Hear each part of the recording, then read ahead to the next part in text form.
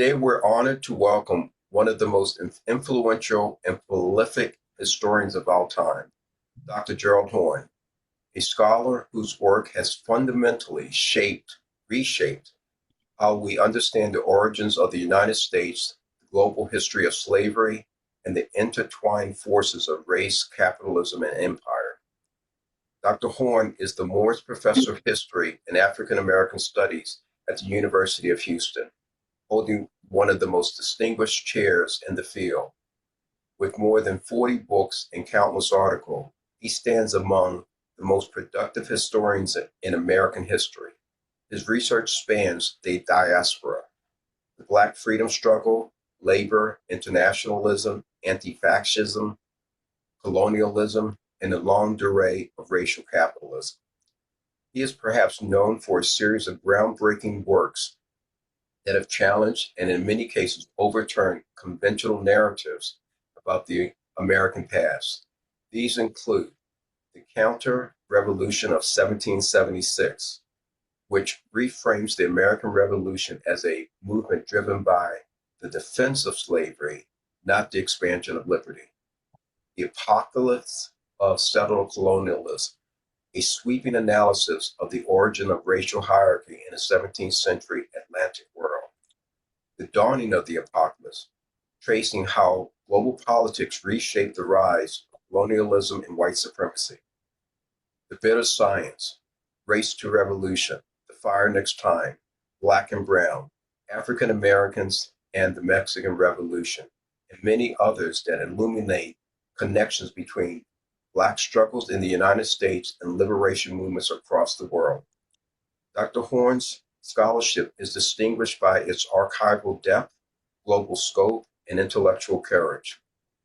His work on sources from the Caribbean, Africa, Europe, and the Americas to reveal the international dimensions of slavery, capitalism, and resistance.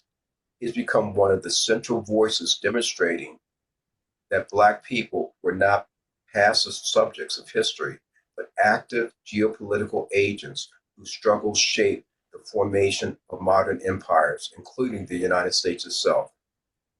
Beyond academia, Dr. Horne is a widely sought after public intellectual. His analysis appears frequently in international media. He lectures around the world and has inspired a generation of scholars exploring the structural roots of racism, inequality, and U.S. power. Excuse me. By confronting these myths that surround 1776, the founding forefathers, and the construction of whiteness, Dr. Horne has opened new pathways for understanding how the past continues to reshape the present, including the crisis of democracy, policing, global conflict, and racial hierarchy. It is no exaggeration to say that Dr. Horne's work has permanently changed the landscape of American historiography. Please join me in welcoming Dr. Horne. Pleasure to see you. Thank you for inviting me. Absolutely, absolutely. I wanted to start off by asking, many Americans learned that slavery was a tragic contradiction to American freedom. Your work argues to the contrary, that it was an intentional foundation of the Americans' following, of the nation's following, excuse me. Why does this distinction matter today? Well, it matters today, not least because it sheds light upon the terrible life conditions that now afflict many Black people in the United States of America. I just finished doing or broadcasting an interview on KPFK Los Angeles, the Pacifica station of Los Angeles, with Joseph Graves, who is the McKinley Scott Endowed Professor of Biology at North Carolina A&T, Jesse Jackson's alma mater. And his book is on why Black people's health outcomes are so horrible in this country, with regard to infant mortality rates, with regard to hypertension, with regard to death and childbirth, for example. And by the way, it's not just a class phenomenon, because we know that the billionaire, Beyonce Knowles, almost suffered a death in childbirth when she was giving birth. not to mention the multimillionaire Serena Williams. And Professor Graves, like many before him, have ascribed these terrible health outcomes to structural racism, with structural racism being a component element of the United States of America since its inception.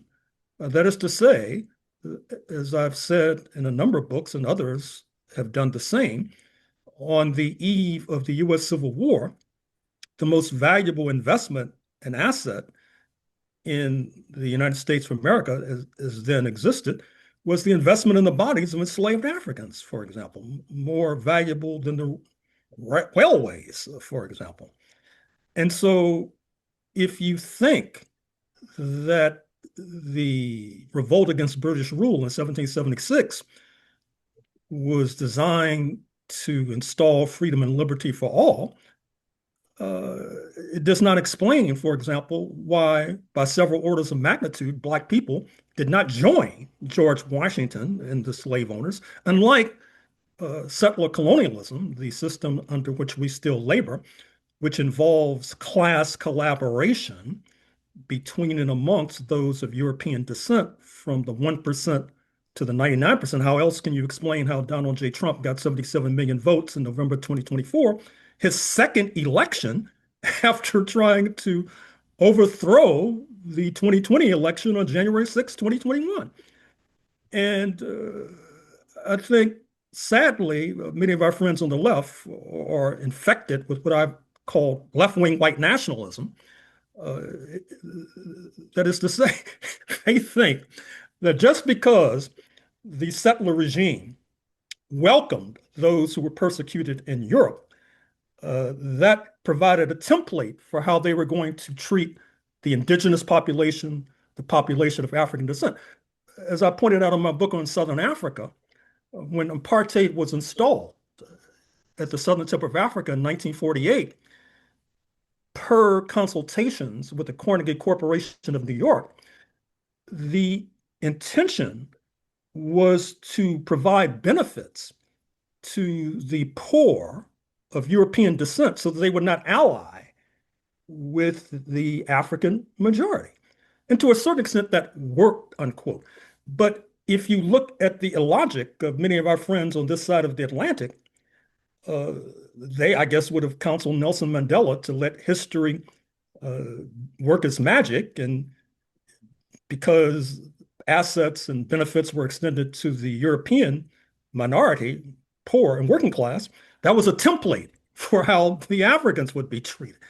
But instead, these benefits and assets, or what I call combat pay, was extended to these European migrants, and also, to be fair, European adjacent migrants, that is to say, Christians from Lebanon, even from Egypt, for example, who have been integrated into the so-called white population, unquote, that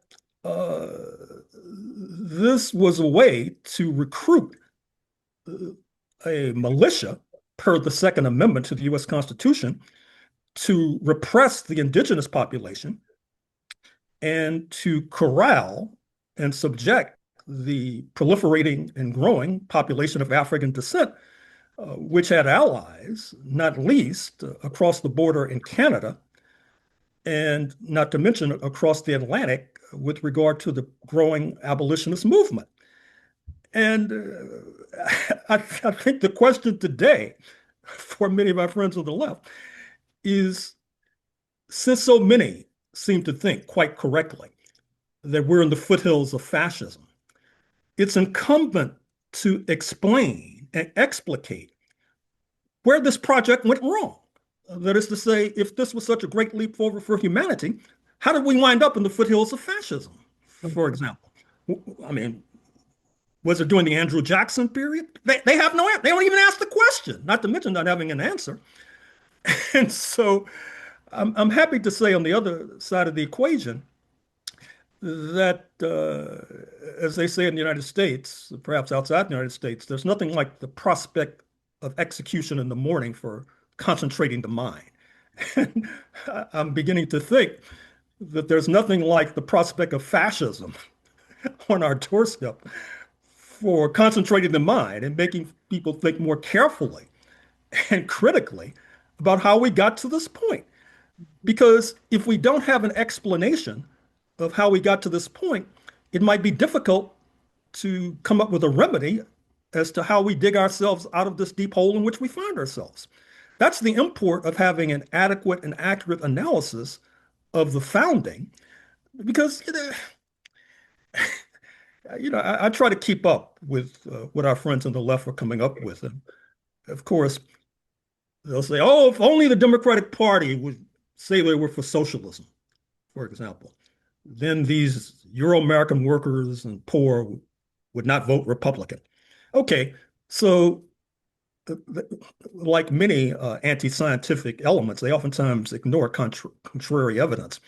So you just had an election in New York City, for example, with a social democrat, Mamdani, prevailing. Now, you would think that our friends on the left would look at that electoral result, do an analysis, and perhaps ask, why is it that Mamdani's totals proportionately were less on the Upper East Side of Manhattan, where the 1% reside, and in Staten Island, where the Italian American, Irish American, Jewish American working class reside? I haven't seen any analysis on that basis, for example. And, as you can see, I get very frustrated talking about this question. Oh, no, thank you. And I'm going to sort of segue while we're on the subject. Some people have described the Democratic Party as being the left wing of a two-headed bird. Do you have any comments about that? Well, given the correlation of forces in this settler colonial regime, it's not surprising that there are two major bourgeois parties. And unlike Canada, for example, which did not revolt against British rule in 1776, for example. As a matter of fact, I was toying with the idea that I've just dropped of doing an analysis of Quebec uh, in the 1770s, the predominantly French-speaking province of Canada, because it was under British rule. It didn't revolt, for example. As you know, many of the French population, French ancestry population in Quebec are still complaining justifiably about persecution by the Anglo elite, for example. And of course, we all know that during the time of slavery, Black people were fleeing in mass to Canada, where the crown ruled. And that brings me to the No Kings protests, which, I supported. I recall I was in British Columbia for a good deal of 2025, and I would take the ferry every Saturday to the state of Washington, where I had a post office box. I recall getting off the ferry at Port Angeles in the state of Washington and running smack dab into the No Kings protest, which was, it's a very sleepy town. Hardly anything happens there. So I supported that protest, but the slogan, you would think that the so-called revolutionary republic south of the border was in the vanguard, and Canada, which still has King Charles as the head of state, was lagging behind. But they're the ones with single payer health care, for example.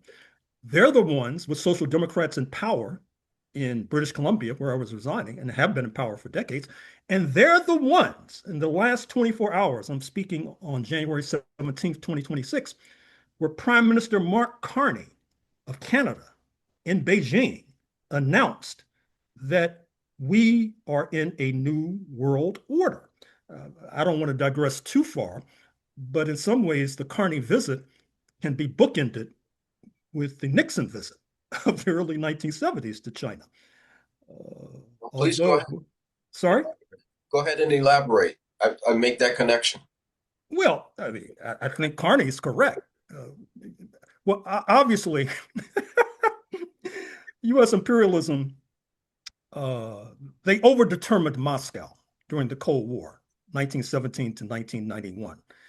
And that led them to cut a deal with China under Nixon in the early 1970s, which led under Carter to massive foreign direct investment into China, spearheaded, by the way, by the former leader of the United Auto Workers, Leonard Woodcock, who used to be the leader of the United Auto Workers. It's one of the ironies of history. And it's helped to create this juggernaut. Now, US imperialism is scrambling to try to slow down China.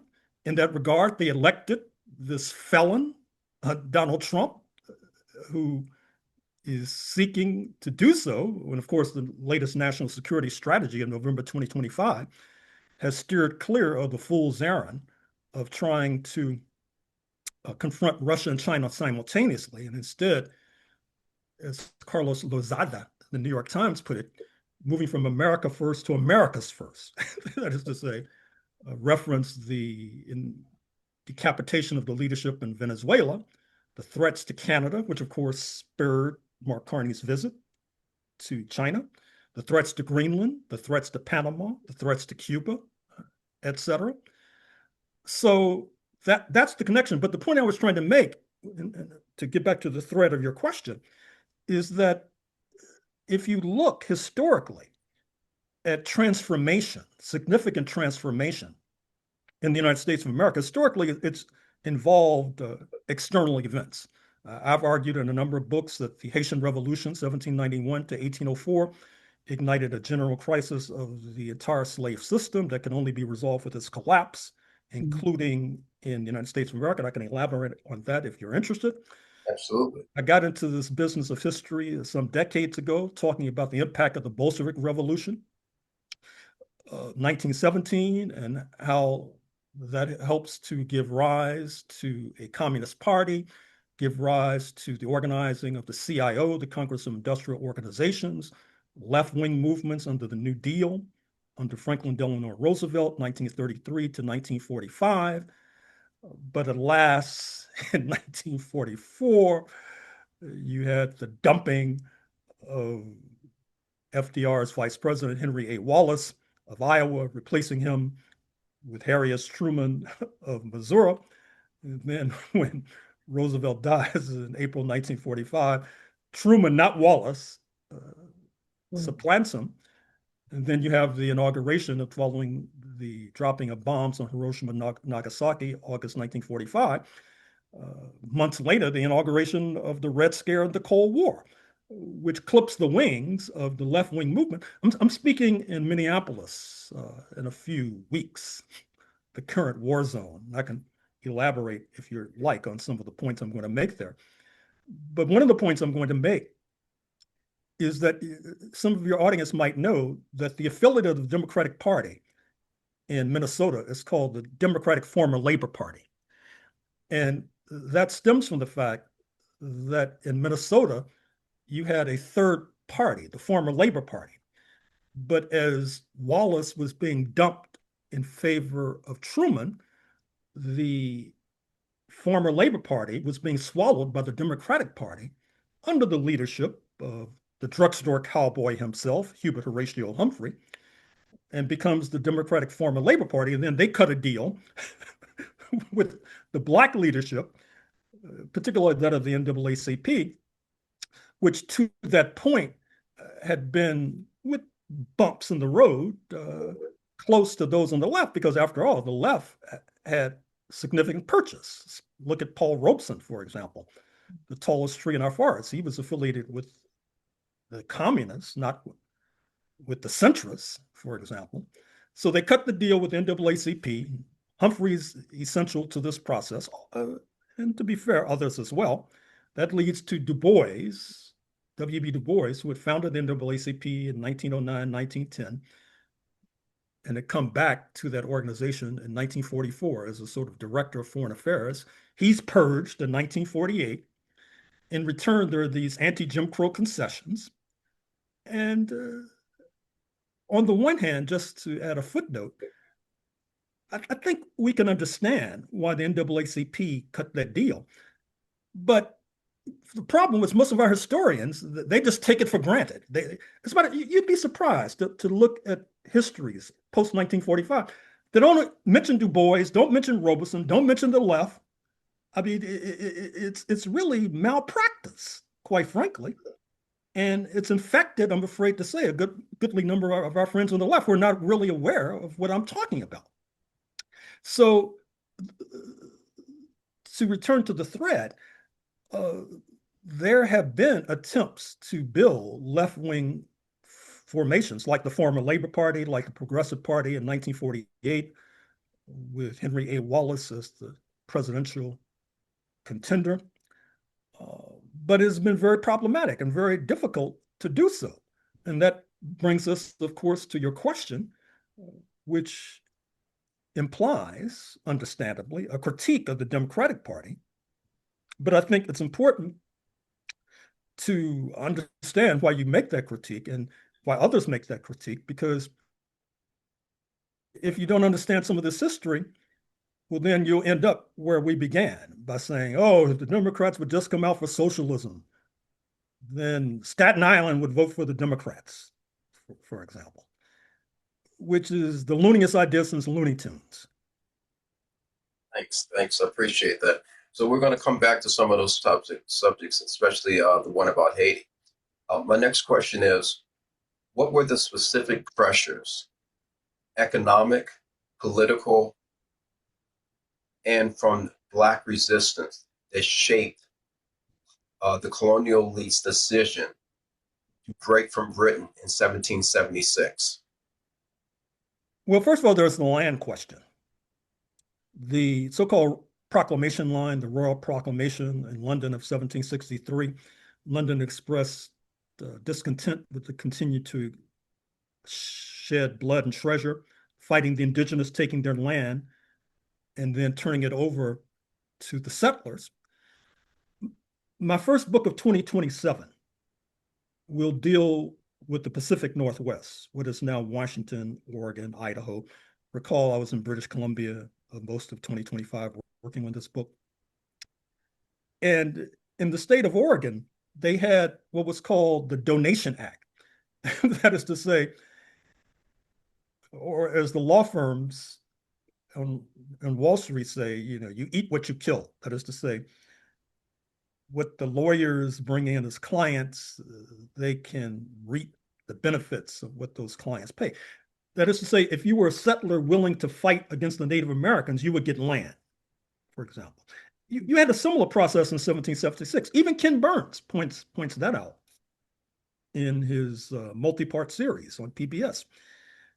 And so to the point where I'll point out in this forthcoming book that many of the military in the Pacific Northwest, they were like London. They were tired of fighting the Native Americans. And it led to clashes between the settlers and the U.S. military, for example. Excuse me for digressing on this project of the 1850s when you asked me about 1776, but my brain is overflowing with the 1850s because this is what I'm working on. Admittedly, in the Pacific Northwest, it was probably the most complicated political scenario for the settlers. They had British Columbia under the crown, right across the border, founding father of African descent, Sir James Douglas, who was very slick and very sly, accused repeatedly of funding the Native Americans to fight the Euro-American settlers, for example. Until 1848, 1849, south of Oregon, you had Mexico in charge of California. Due north, you had Russia in charge of Alaska until 1867. And then you had some of the most fearsome indigenous populations that the settlers encountered on this continent. The Cayuse, the Palouse, for example. And many in your audience are probably familiar with the towering trees.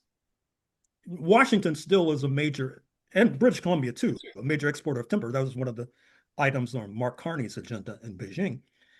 And so the indigenous, they would carve out these boats from these towering trees. Redwoods? Redwoods, sequoias, etc. And so have all these testimonies from these settlers in what is now Seattle, Puget Sound. They're running for their lives as the Northern Indians come paddling in on these boats, ready to wreak havoc and wreak mayhem. Also, there's another point that I'll make in this coming book, which is that at a certain point, the territorial governor in what is now Washington State, now the state of Washington, speaking of Isaac Stevens, you go to Seattle, you'll see many roads named after him. At a certain point in the mid 1850s, he declared martial law and detained the Chief Justice because there was this conflict because many of the Euro-American settlers on both sides of the border, to be fair, were marrying indigenous women. And there was the suspicion that the indigenous women were actually agents for the indigenous. And so the settlers who were married to the Euro-American women, they decided to lock them all up, settlers and their wives, for example. If you look on the literature of miscegenation or anti-miscegenation laws, this is something you'll rarely encounter, to put it mildly. In any event, enough about the state of No, no, no. It's fine. Would you restate the name of the book you're working on? Well, I've been changing the title. At first, it hasn't come. I haven't even written it. I'm organizing my notes as we speak. Right now, the title is The Counter-Revolution of 1856. Because in 1856, all the Native Americans in Washington Territory, Oregon Territory, Northern California, Idaho, they had all banded together to rout the settlers. And here's another twist I haven't mentioned. They were not only accused of being supported by the British under Sir James Douglas, aforementioned, they were accused of being supported by the Catholics. Of course, the whole Catholic Protestant conflict, as I pointed out in my 16th century book, is one of the central contradictions of settler colonialism, at least historically. They were also being accused, the settlers were accusing the Church of Latter-day Saints of supporting the indigenous. But the Church of Latter-day Saints, they're really, I mean, I hate to generalize, but the leaders can really be shapeshifters. I mean, for example, when people think of the Mormons today, they think of their overrepresentation of the CIA because oftentimes linguistic capability is part of their culture because they missionize all over the world. You know, Mitt Romney, for example, spoke French, although he hid that when he was running for office because the contradictions between Paris and Washington. And in 1857, you know, the Mormons were in mortal combat with the U.S. military, for example. Look at the Mountain Meadows Massacre, which will be part of my story, for example, which many historians have tackled. And so the counter-revolution of 1856, Pacific Northwest and British Columbia, semicolon, slavery and indigenous dispossession. That's the title right now, although I may change again. But anyway, back to your question. I got off on this tangent because of the question of land, which was a motive force for 1776. The other motive force, which in my 1776 book, I focus on slavery. I don't focus that much on land. Although, as I go back, in my 17th century book, I focus a lot on land. On my 16th century book, I definitely focus a lot on land. But it's no accident, as historians like to say, that the leaders of the revolt were the slavers, George Washington, Thomas Jefferson, James Madison, Patrick Henry, etc., that the resultant U.S. Supreme Court was heavily populated by enslavers, as was Congress, for example. Also, since I'm talking about future projects and I have a captive audience, I should mention the book that's coming out in the fall. And I can also mention the book that's coming out in a few days if you ask me. The book that's coming out in the fall is Slavery, the Slave Trade, and the Roots of U.S. Imperialism, colon, North Africa, Egypt, Sudan, Ethiopia, West Asia, Ottoman Turkey, and Russia. Wow. A snapshot. So when the United States overthrows Britain, actually, it's sort of relevant because I'm talking about the 18th century. So when the United States overthrows Britain, they come to find, to their dismay, although I'm sure they already recognized it, that they no longer have protection of the Royal Navy from the folks in North Africa who were taking hostage Europeans and Christians, for example, oftentimes turning them into de facto slaves, for example. Yeah. And then, of course, that leads to the roots of the military-industrial complex. You're familiar with the Marines' hymn, from the halls of Montezuma to the shores of Tripoli, Tripoli being Libya, for example. The United States begins to build up its military, batter the North Africans to the point where in 1830, the French are able to take over Algeria, which was one of the major culprits in this scheme, and hold on to it until 1962, when you have Algerian independence. The Pope at that time, because the Pope, the Vatican was a major pan-European institution. And the Pope, if you'd like, takes off his, what do you call the thing he wears on his head? He takes off the thing he wears on his head and symbolically and bows down to the United States, which is, as I look at the United States, it's a precursor of the European Union. Actually, it's more expansive because, as noted, the European Union, they don't even want Turkey in. Whereas the United States, they would take in Lebanese Christians, Ralph Nader, for example, Lebanese Christian descent, and incorporate them into the wider white population. And so the Pope says, all praise is due to the United States of America for removing or battering what the Europeans have been fighting for centuries, which is, these people in North Africa were capturing Europeans and basically enslaving them, or enslaving them in inverted commas, because it's not like chattel slavery in the United States of America. It's what people think of when they oftentimes think of as slavery. So to fast forward, because I don't want to talk too much about this book, by the 1870s, after the U.S. Civil War, Confederate officers are in Egypt about to lead an invasion of Abyssinia, Ethiopia. Egypt is a very anomalous country. On the one hand, it's colonized by the Ottoman Turks beginning in the 1500s. On the other hand, it's trying to colonize Africa down to the equator. And so if they had conquered Abyssinia, of course, they would have contributed to the slave trade, because Cairo was a major slave trading market, as was Jerusalem, too, by the way, as was Mecca, by the way. But these Confederate soldiers are defeated by the Abyssinians. And so therefore that plot dies of mourning, to the point where by 1882, of course, Britain is able to take over from the collapsing sick man of Europe, speaking of the Ottoman Turks. And then I'll just add one more. I could go on with this because the manuscript is already submitted. So by the 1890s, it's the Italians' turn to try to take over Abyssinia. They try again in the 1930s, as you know.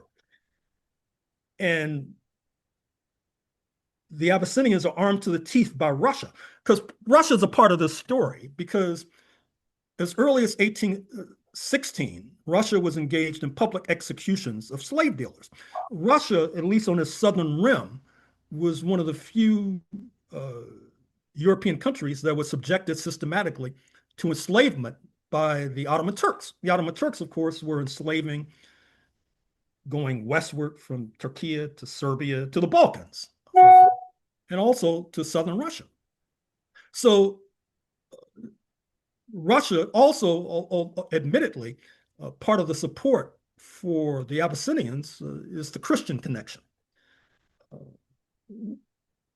Ethiopia, Abyssinia was one of the few African lands where the Christians were in control, even though they were in historic conflict with the Muslims, the Ottoman Turks, across the Red Sea from what we now call the Saudis, for example.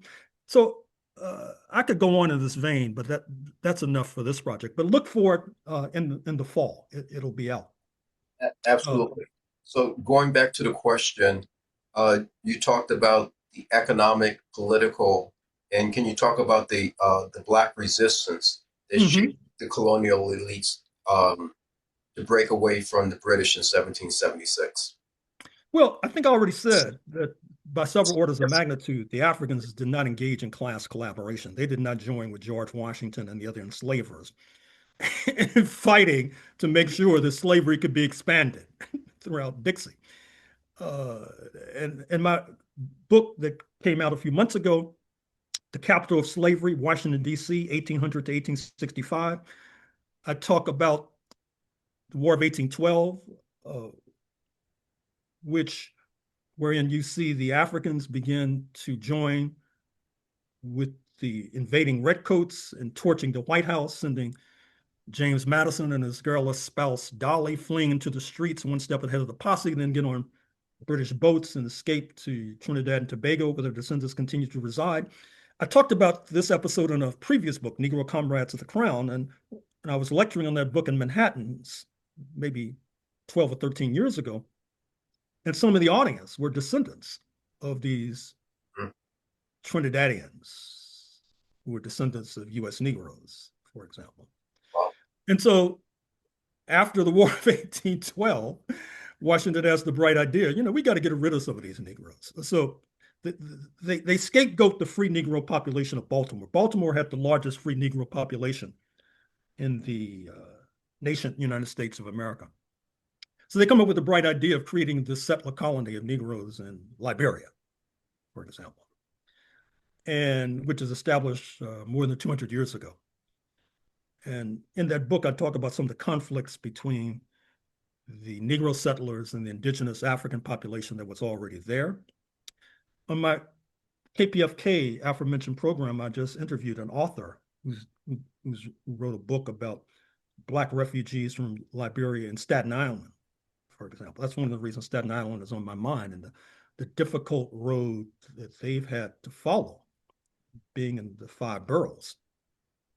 And I talk, of course, about the Nat Turner Revolt. The book begins with John Brown's revolt, uh, October 1859, and what is now West Virginia, Harper's Ferry, then Virginia, which was then part of the DMV district, Maryland, Virginia. And Black resistance has been a major theme of my books on slavery, for example. And I'm starting another book on slavery. I've just decided Okay.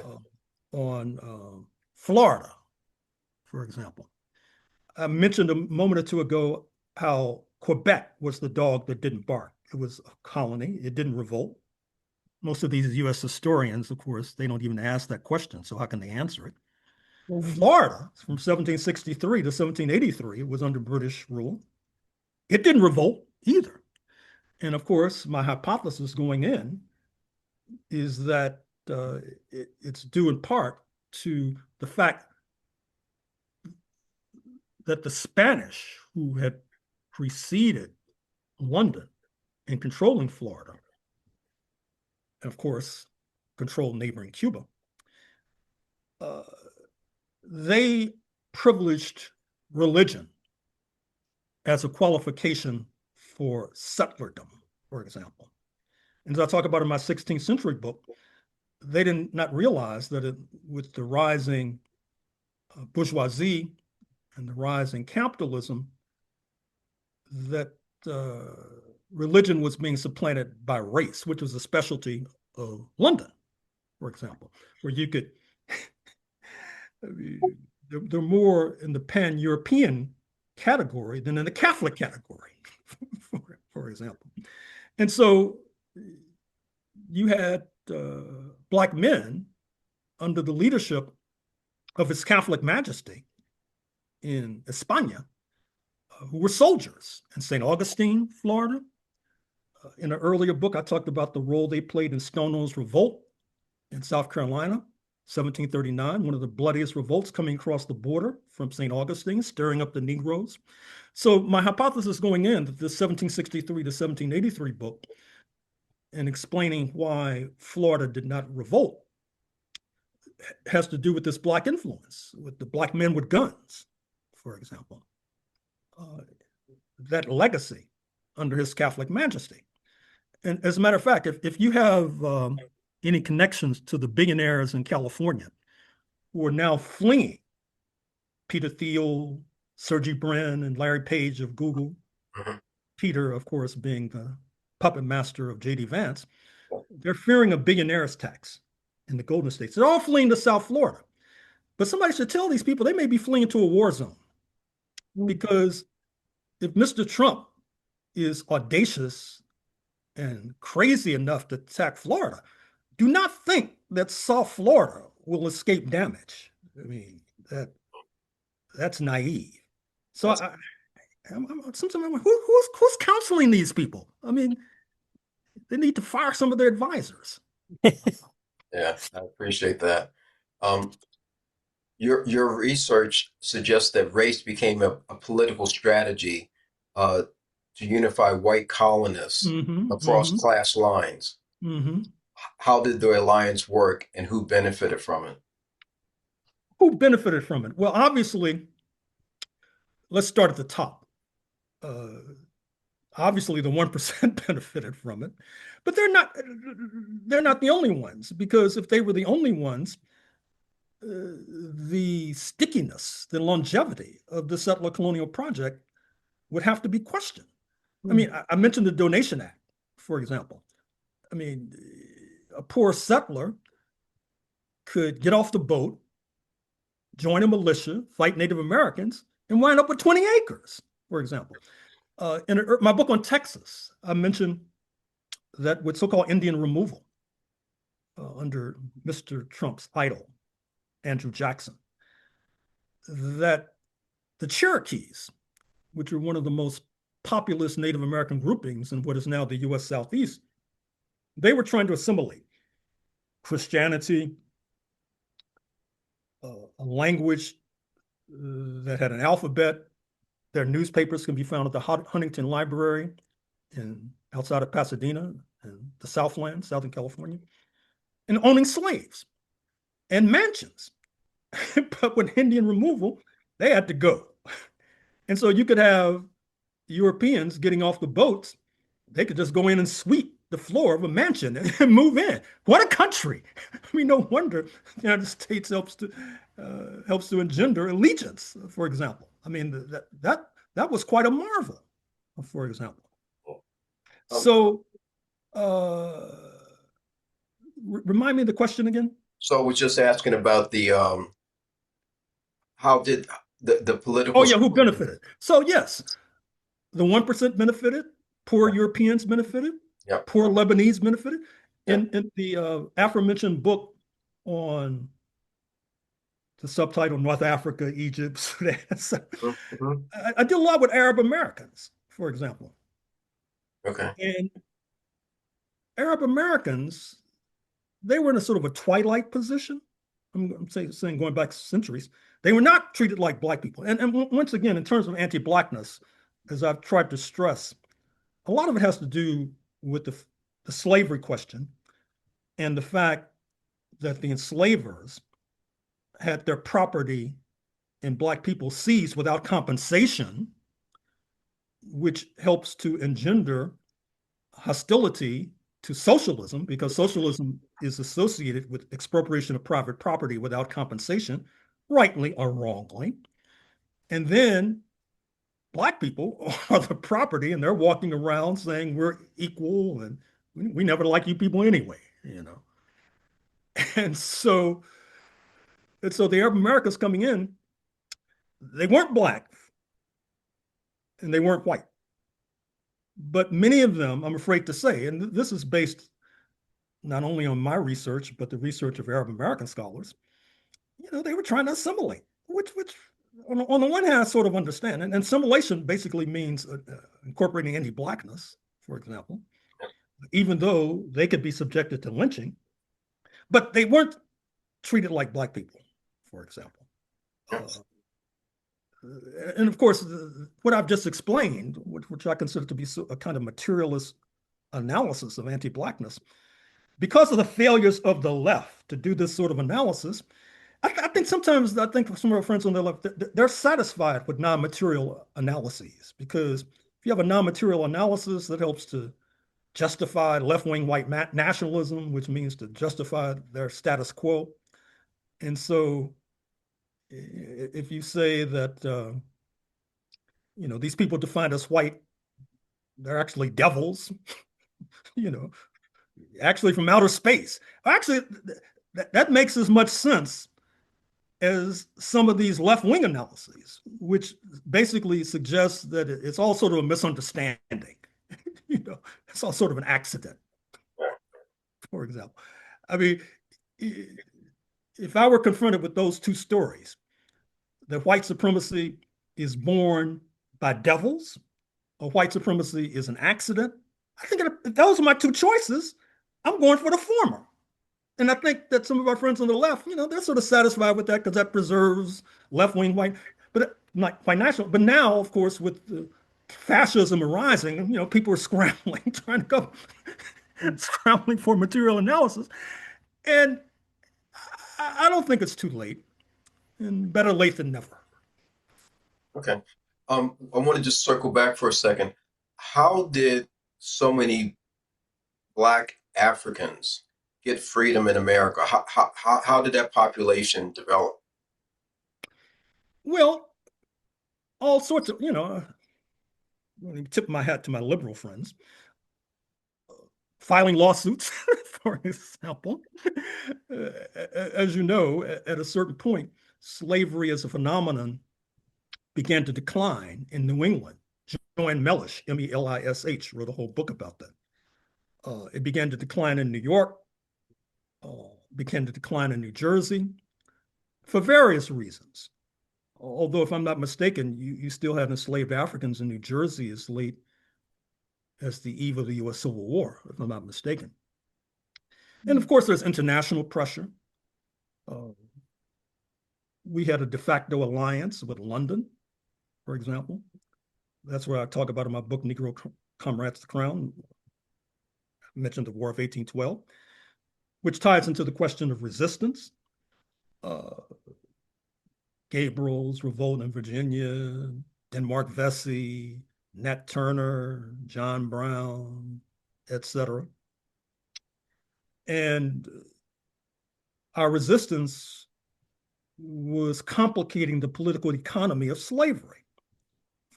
Because I haven't even talked about malingering, burning down cotton fields. You have scholars now researching the question of arson right now. And I think when some of it's been published in articles, but I think when the books begin to trickle out, you'll come to find that arson, burning down this place, was a major approach of the enslaved. Because, all you need is some few matches, basically. I mean, I wrote a book some decades ago called Fire This Time, the Watts Uprising in the 1960s about Los Angeles.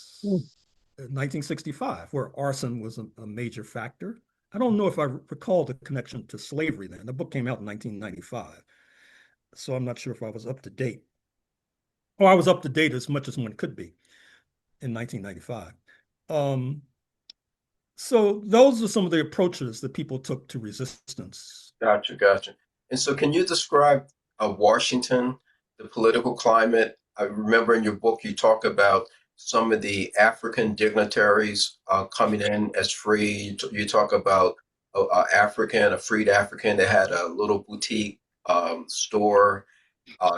You sort of interaction, and one of the president's wives looking out the window and seeing all the Africans building the Capitol. So, can you sort of give us a picture of what Washington looked like then? So Washington was sort of a hovel, and I mentioned as well the indigenous population who preceded settlerdom in the District, Maryland, and Virginia. That should not be forgotten. But also reference what I said about my fall 2026 book, the conflict with the North Africans. So you had North African diplomats coming into Washington, having to be treated on a level of equality. Some of them were dark skinned because, as I mentioned in the fall 2026 book, Morocco had not only cut a deal with the United States when it was in its infancy, but also before that, it cut a deal with London.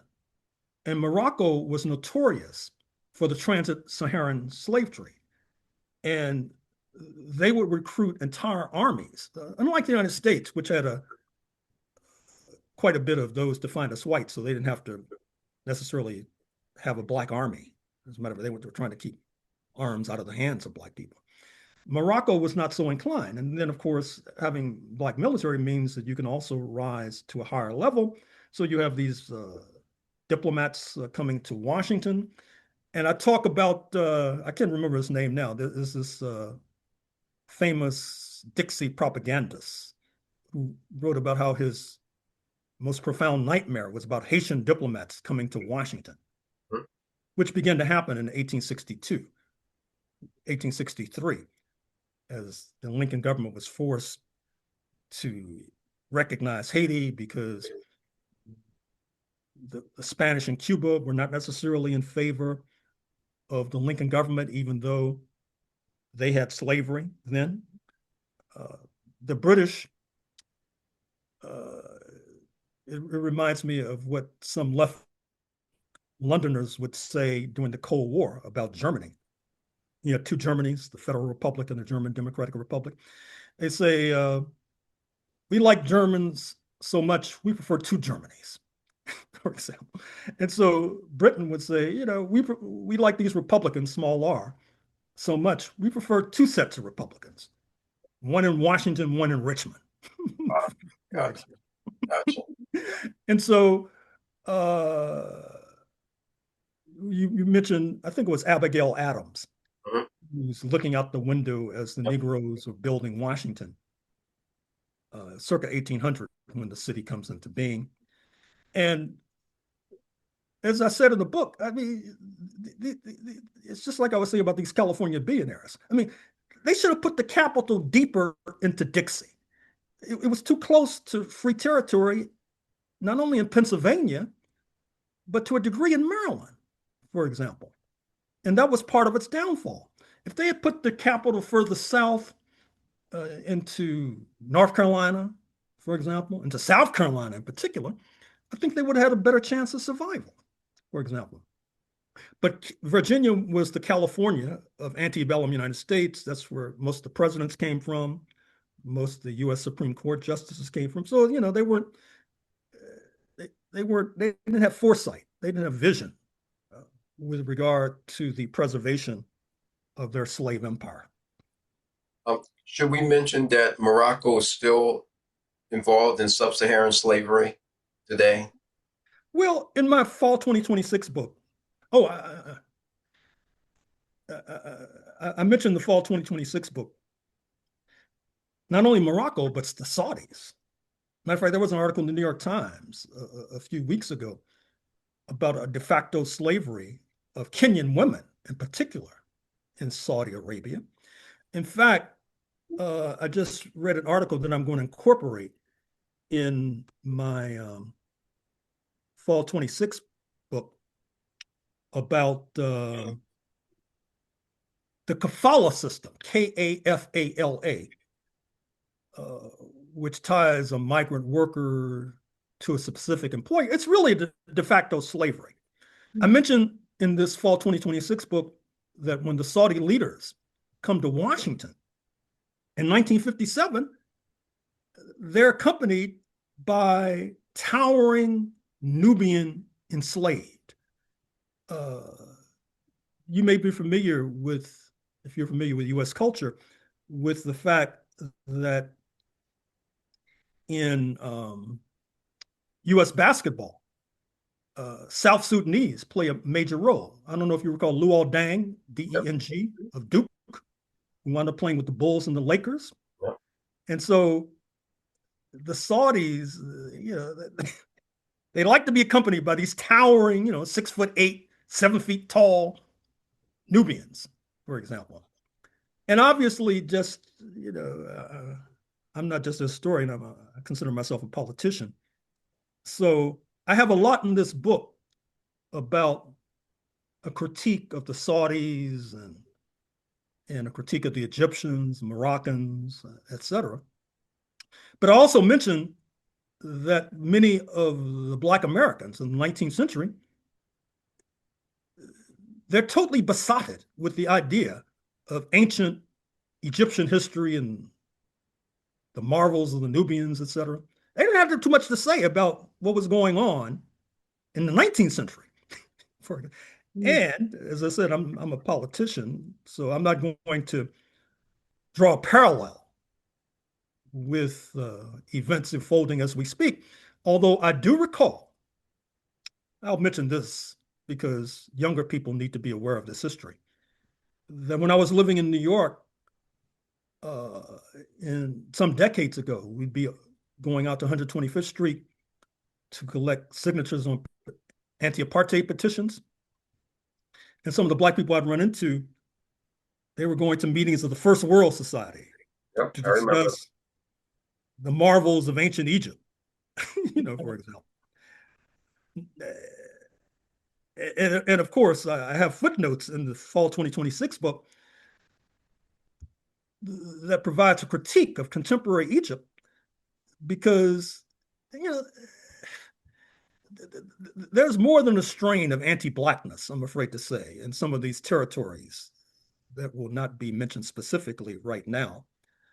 But I will say that Kevin Hart, the popular Black American comedian, his tour of Egypt was turned down because he wanted to talk about, in his patter, about, the marvels of Nubia, for example. Jada Pinkett Smith, the erstwhile spouse of Will Smith, she was rebuked by some at the leadership in Cairo for making a picture about a film about Cleopatra that portrayed her as melanin rich. You have some real questions with regard to these folks. I don't think they realize that, Black people, we're no longer slaves. Some of us are intellectuals, have political influence. And so you would think that if they're trying to confront Uncle Sam and U.S. imperialism, that they'd make an adaptation. Yep. Yep. But, that shows you the manacles of history. Yep. Yep. Some of your critics argue your interpretation, and I'm talking about the Black capital of slavery, downplays ideals and overemphasizes economics or race. How do you respond to this using these historical records? Well, I mean, ideals. I mean, they didn't apply to the Negroes. I mean, that's like saying Nelson Mandela. He should have been focused on what the apartheid leaders were saying about ideals, which were only applicable to those defined as white. Right? I mean, these people have a hard time understanding that the United States was akin to an apartheid society. And so, so you're saying a lot of times the idea, look at the Second Amendment, for example. The Second Amendment was designed to create these militias, which, as I noted, were designed to rout the indigenous and keep an eye on the Africans. And so you're telling me that the Bill of Rights, I should salute it, even though it has the Second Amendment, for example, even though it's unclear if the Bill of Rights extends to us in 2026, even though if fascism continues to creep in, guess who's going to be the major victims, for example? Although I would like to think that some of our friends on the left, some of these unnamed critics, recognize that they may be victimized too after they sweep me aside, for example. So anyway, the less said about that to me, the better. Okay, I'll skip the next question then. So, how do you hope all Americans, especially Black Americans, take away from your understanding of the 1776 lenses? And I could say everything that you've talked about so far. Well, I'm happy to say that what I've been writing has been echoed, particularly by Black scholars. A lot of our friends on the left, they don't like, that's identity politics. You just say this, but it's a fact. Nicole Hannah-Jones with her 1619 project in the New York Times, the late scholar from Fordham and UC Berkeley, Tyler Stovall, White Freedom, Mhm. the filmmaker from Haiti and now Berlin. Yep. He What's his did name? James Baldwin. He did the movie on James Baldwin as well. Yeah, exactly. What's his name again? Yeah, his name's not coming to me, but I know who you're talking to. He also did a story of Marx as He well. did the young Karl Marx. Very interesting. Yeah, And he yeah, did Exterminate All the Brutes. I remember all his film titles, although I yeah. can't remember. Actually, let me give the brother respect by mentioning his name. This will just take a second. I'll find it. You can go ahead and. Okay, he did Lumumba, but he also did Exterminate All the Brutes, Yep. which is a sweeping castigation of settler colonialism, a term that is conspicuously missing from the vocabularies of many of our friends on the left, although they're oftentimes applied to historic Palestine. I'm surprised that patriotic Israelis haven't said anti-Semitism. Why are you saying that Israel is an example of settler colonialism, but not North America, for example? So let's see, exterminate all the I got brutes. it. It's coming up. Raoul Peck, Okay. right. Yep. So there's this trend in Black culture to do a cast. How could it not be of these settler societies and these slave societies, for example? It's not just me. Now, since I identify with the left, and many of our friends on the left are of European extraction, they want to expel me from the left so they can continue with their left-wing white nationalism, I guess, and then, shuffle into the netherworld of fascism. That's what will basically happen if they succeed. So I say all that to say that I'm not a lone voice in the wilderness. That would be a mistake. The problem, maybe part of the problem, and I began to think this, and of course my Black nationalist friends will say, come on, Horne, that's why you're naive, is that many of these Euro-Americans, they're reluctant to take seriously the intellectual production of Black people, for example. That's not what they're accustomed to. Yep. And so what we need, actually, I was listening to Greg Carr. He of Howard University.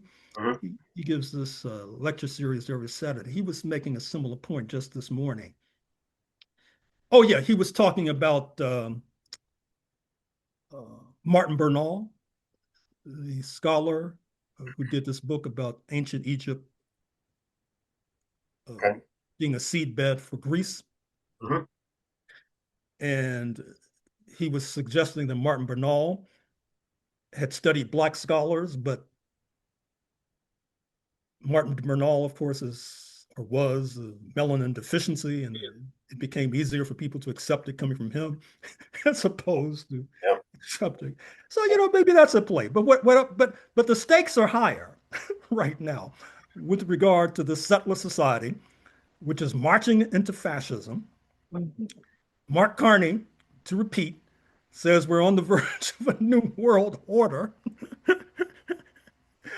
And since I mentioned Mark Carney, I have this whole critique of our friends on the Canadian left because the Canadian left, I'm very eager to see how they're going to respond to the Carney trope, for example, because the Canadian left, since King Charles is the head of state, they see themselves as small R Republicans, which is fine. But how are you going to be a small R Republican next door to the United States of America, a Republican society, so called, and not have a scathing, scalding critique of Republicanism in action? Now, some of these same people, they saw themselves as socialists, for example. That did not prevent them from having a scathing, scalding critique of socialism as it then existed, for example, for better or for worse. I would say for worse, but that's a horse of a different color. So I'm very, I can't wait to see how the Canadian left responds to Mark Carney, because their whole thing is, well, if the Canadian ruling class has a critique of the United States, that's its reason for existence. Because one of the things I learned in Canada, living there last year, Is that, you have this line in the United States, as you know, oh, this is the best country in the world. You go to Canada, that's what they say. Now, both of them can't be right, you know? And so, uh, and so they have this, so the left wing in Canada, they have this whole critique of the ruling class. And so if the ruling class sees their reason for being is not being in the United States, they feel they have to have a praise of the United States, or at least republicanism, 1776, et cetera. I don't think that's sustainable going forward. Thus far, I've been like a voice in the wilderness. I will say this with regard to my critique of the left in Canada. Let's see what happens.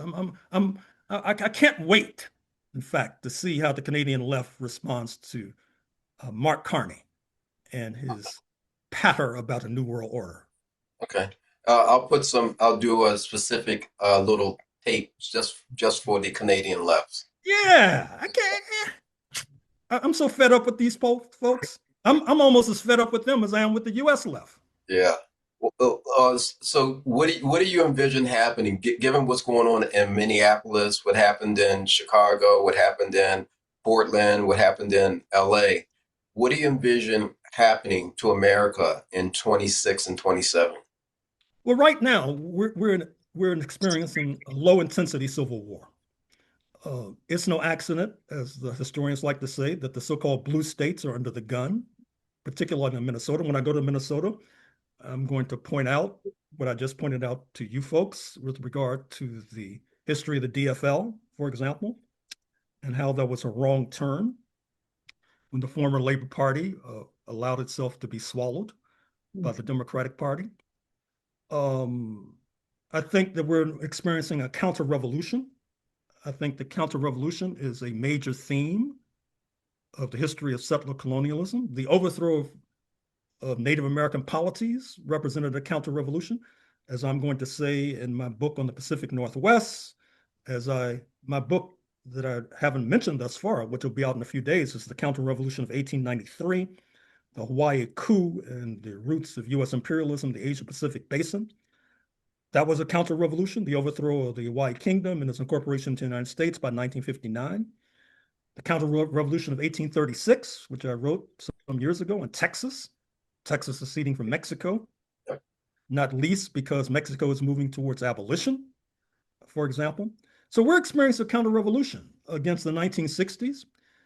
As the saying goes, DEI, diversity, equity, and inclusion, is being turned into an IED, improvised explosive device that's designed to blow up in our faces and blow our feet off, for example.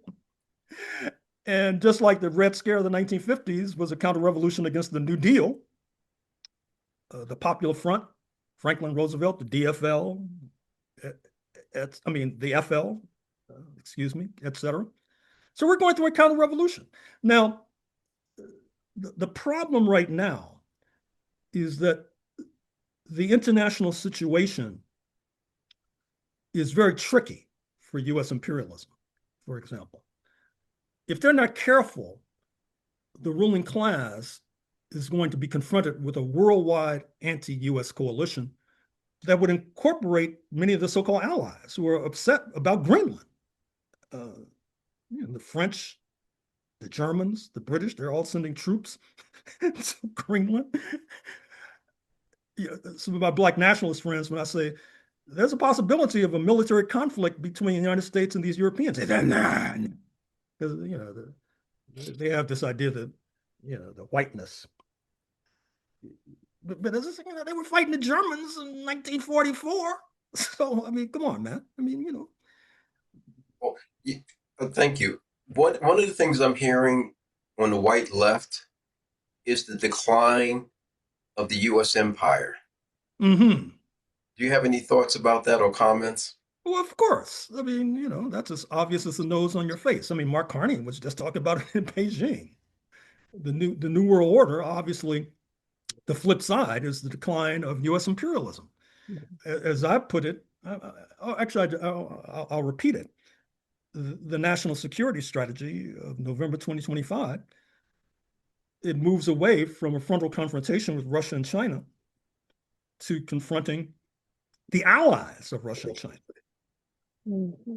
But in a sense, that represents a reduction of ambition forced by constraint. I mean, I thought the United States they're wholly dependent, not wholly, they're heavily dependent on the People's Bank of Beijing to continue buying these treasury bills, which of course they're dumping on a regular basis. You look at the value of the dollar in recent months, look at the rise in the price of gold. Even with regard to Venezuela, Mr. Trump has been adamant about the fact of trying to learn the lesson of Iraq. That is to say, decapitation, not nation building and regime change, for example. And that represents a reduction of ambition. I think to a certain extent, we're in a twilight stage. You're familiar with twilight as light is turning into darkness, darkness into light. And I think that's where we are right now. We're in a twilight stage. I would like to think that it will eventuate in lightness. That is to say, going from darkness into light. But, I've been wrong before. Maybe we'll go from lightness into, to give an example, which I'm sure my critics will appreciate. So I was in East Berlin in June 1989. And I remember getting my newspaper, New Deutschland, the newspaper of the then German Democratic Republic, and reading the headlines about Tiananmen Square, right? And I was thinking to myself, oh, that's all she wrote for China. Oh, yeah. And then a few months later, the Berlin Wall collapses, and so does the German Democratic Republic. So I totally missed that one, even though I was in Berlin, for example. So take whatever counsel and advice I give you about predictions, not with a grain of salt, but a shaker of salt. I got you. I didn't introduce Linda. Linda's one of the colleagues in my reading group. Linda, do you have a question for Dr. Horne? Yes. I'm currently reading Slavery and Capitalism for one of the reading groups. This is the MEP reading group. And it seems, my impression is that the two of you seem very much on the same page. Am I correct about Eric Williams, Capitalism and Slavery? Yes. Oh, yeah, I reviewed that for The Nation. As a matter of fact, go back and... Yeah, Eric Williams, he did good work. I mean, good academic work. Oh, sorry, no, McNally. David McNally. Oh, McNally. I interviewed him. You can find the interview online. So one of my colleagues. One's capitalism and slavery, but his is slavery and capitalism. Right. Yeah. He's one of my colleagues. Canadian. Yes. Formerly of York University in Toronto. Yes. Yeah, I recommend that book. Listen to the interview I did with him online. Oh, cool. Yeah. Also, Hammer and Hoe. I was hearing a lot of that from what you are saying, Absolutely. and I totally agree with you on what your analysis is of what's going on. My own, I don't know if you could call it insight or just. I know I'm not alone. I don't pick this stuff up. I don't make this stuff up. It's coming from my reading and my interpretation and what resonates with me. And that is, as capitalism is in its late stage, I think we're in decline. It's in its late stage, and fascism is a natural thing to fill the gap. Yeah, I hear you. You. Well, yeah. Yeah. And socialism, to me, requires a higher level of consciousness. And that's what we need to focus on. Because it's, when you're talking about cooperation instead of competition, and you're talking about, like we just did a workshop, Marlo and I were in a workshop that took place yesterday. And so a lot of this history was in the workshop. And I'm sorry, I just lost my train of thought here. Oh dear. Well, hold your thought, and I just want to ask Dr. Horne a couple more questions. Okay. One question, a little tongue in cheek, but there's some seriousness to it. is there any place in the world that is safe for African Americans? Well, it's all relative. It depends on what you mean by state. I mean, one of the things I found after a lot of travel, that's there's been a lot of writing on this as well. Mhm. So Black Americans get treated. I mean, like take London for example. I'm treated much better in London than I am in the United States of America. I think some of it has to do with accent discrimination, which is huge in British culture. And I've been told I have this U.S. accent, and so therefore I'm treated much better. Now, I had maybe a Nigerian accent, Jamaican accent. That might not be the case. Russia, for example, I used to get treated much better. I haven't been to Russia since the Soviet Union collapsed. I guess I used to be treated much better there, and that's been the experience of Paul Robeson. He said the same thing. So I think that the ruling class, one of the tricks they play, they want Black people to think that everybody across the world treats Black people as atrociously as they do in the United States of America. And so therefore, you don't have any options. Gotcha. It reminds me when I was in elementary school in Jim Crow St. Louis. Part of the curriculum was reading, you probably read this too, The Man Without a Country. Hmm? And it was a story about this man who supposedly he didn't like the United States, but then he came to find that no country would accept him. Yeah. And so the lesson to us young Jim Crow sufferers in St. Louis was, hey, this is as good as it gets. Yep. So Yep. don't even think about going into exile. Yeah, I got you. And last question. I want to continue this conversation with you, and we have something scheduled in the next couple of weeks. Is there any other authors or historians that you would recommend and maybe can connect me with that we can Well, sort of McNally, for example. Okay. McNally will do it. Oh, Excellent. All right, I'll start with him. Dr. Horne, you look even more vibrant than ever. I really appreciate your clarity, the work you've done, your willingness to be with a younger audience and new audience to podcasts like myself. So you're doing a remarkable job in every aspect. So I can't say enough positive things about you. So I really appreciate you being here with us. Well, thank you very much. Send me the link when you finish. I absolutely will. And Linda, did you think of your question?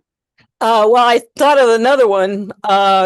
When it does get back to the class the workshop we did yesterday, because if I remember correctly, Marlo, the facilitator was talking about exactly what you were talking about, Dr. Horne, as far as the ability of the whole white privilege and thing about being able to, up to the present, capture white working class in a way so that they do not join forces with African American and other working class. Mhm. And my take is, I think you were saying this, if I understand you correctly, this is not sustainable. They might have gotten away with it up to the present. It's not sustainable. And so when you're talking about what was it, Mark Carney going to Mhm. and talk,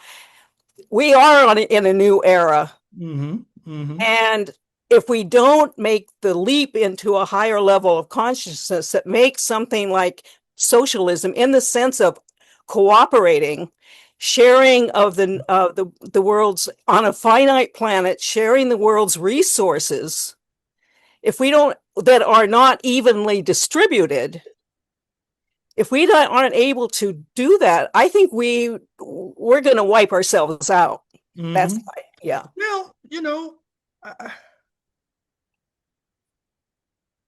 Well, I won't go there. Well, actually, this story might be apocryphal, Yeah, please do. Please do. but it still makes the point. Obviously, you're familiar with Ernest Hemingway. Yes. Now, I had been told for many years that when he committed suicide Mhm. with a shotgun, Mhm. Do you know why he committed suicide? I don't. Okay. This would be a mental health issue. Yeah. No, I've been told that he committed suicide because he was losing his sexual potency. Oh, But that may be an apocryphal story. yeah. And Yeah. I use that as a metaphor for the United States of America, Yeah. especially given the masculinity, the Yeah. masculinism of this Yeah. society. Yeah. That is to say, as it's losing its power to dominate and to order around other countries, Right. it may decide that the only way out is take the whole planet down. Right. Exactly. You know. Exactly. So Yeah. anyway, I agree. I think that's a potential danger. right. Yeah. Yeah. It sort of reminds me of Hegel's master-slave relationship, Mhm. where the master is willing to die, whereas the slave is willing to live as a Right. slave rather than kill himself. Right. Mhm. Mhm. Yeah. Well, that's a better one. I think I'll adapt yours. Yeah. Right. Right. Yeah. All right. Again, Dr. Horne, thank you so much. All right. Good Yes. luck to you. You too. Thank you. Yes. You as Bye-bye. well.